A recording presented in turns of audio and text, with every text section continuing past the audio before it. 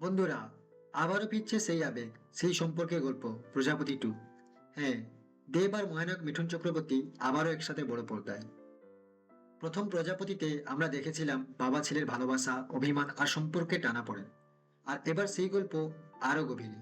প্রজাপতি টু এক নতুন অধ্যায়, যেখানে ভালোবাসা, পরিবার আর নিজের অস্তিত্বের লড়াই একসাথে মিশে গেছে।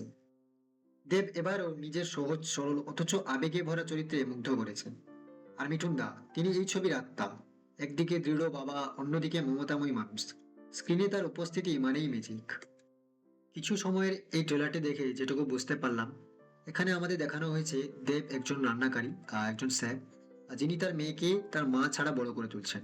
হয়তো মা এখানে জীবিত নেই, বা হয়তো কোনো কারণে মা ছেড়ে চলে গেছেন, যেটা আমরা হয়তো ট্রেলার দেখে বুঝতে পারিনি। তবে এখানে দেবের বাবা মিঠুন চক্রবর্তী তিনি চাইছেন যে দেবকে কোনো না কোনো ভাবে বিয়ে করাতে। এক প্রকার তিনি ডেসপারেট হয়ে উঠেছেন যে কিভাবে নিজের ছেলেকে বিয়ে করাবেন।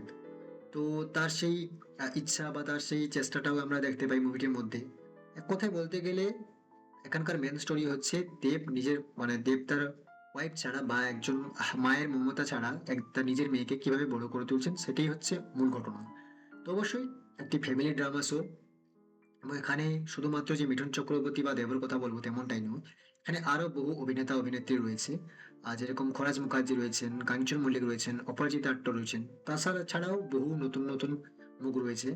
তো আমরা তাদেরকে এই মুভিটার মধ্যে দেখতে পাচ্ছি এবং ওনারা খুব সুন্দরভাবে অভিনয় করেছেন, যেটা আমার অন্তত খুব ভালোই লেগেছে। শেষে একটাই কথা বলবো, যদি আপনি পরিবারের গল্প ভালোবাসেন, যদি সম্পর্কে টানাপোড়েন আপনাকে ছুঁয়ে যায়, তাহলে প্রজাপতি টু আপনার জন্য।